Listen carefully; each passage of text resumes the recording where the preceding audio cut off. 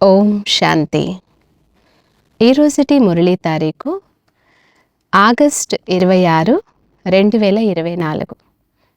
ఈరోజు శివ పరమాత్మ మనకు తెలియచేసినటువంటి మురళీలోని మధుర మహావాక్యాల యొక్క సారాంశాన్ని విందాం.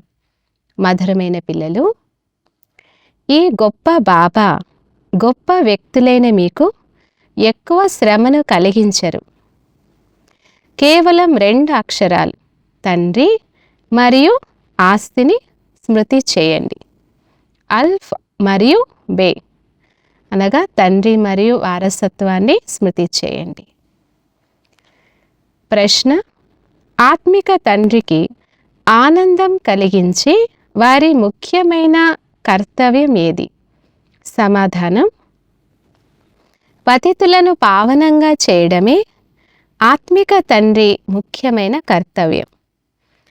పావనంగా చేయడంలోనే తండ్రికి చాలా మహిమ వస్తుంది. పిల్లలకు సద్గతినిచ్చేందుకే, సర్వులను సతోప్రధానంగా చేసేందుకే తండ్రి వస్తారు. ఎందుకంటే ఇప్పుడు అందరూ ఇంటికి వెళ్ళాలి. కేవలం నేను దేహమును కాదు ఆత్మను అనే పాఠాన్ని బాగా పక్కా చేసుకోండి.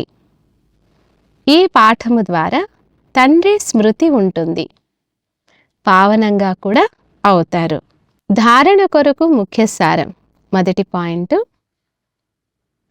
ఫుల్ మార్కులతో ఉత్తీర్ణులవ్వాలంటే తమ బుద్ధిని సతో ప్రధానంగా పారసంగా తయారు చేసుకోవాలి. మందబుద్ధి నుండి సూక్ష్మ బుద్ధి కలవారిగా అయ్యి డ్రామాలోని విచిత్రమైన రహస్యాన్ని అర్థం చేసుకోవాలి. సెకండ్ పాయింట్: ఇప్పుడు తండ్రి సమానంగా దివ్యమైన మరియు అలౌకిక కర్మలు చేయాలి. డబల్ అహింసకులుగా అయ్యి యోగ బలం ద్వారా తమ వికర్మలను వినాశనం చేసుకోవాలి. వరదానము: కర్మ మరియు యోగముల బ్యాలెన్స్ ద్వారా బ్లెస్సింగ్స్ను అనగా ఆశీర్వాదాలను అనుభవం చేసే కర్మయోగి భవ.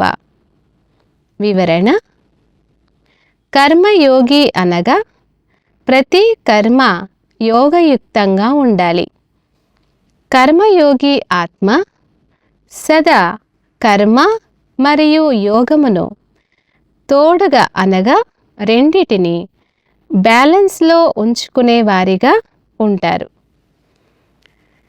కర్మ మరియు యోగము బ్యాలెన్స్లో ఉన్న కారణంగా ప్రతి కర్మలో తండ్రి ద్వారా బ్లెస్సింగ్స్ అయితే తప్పకుండా లభిస్తాయి.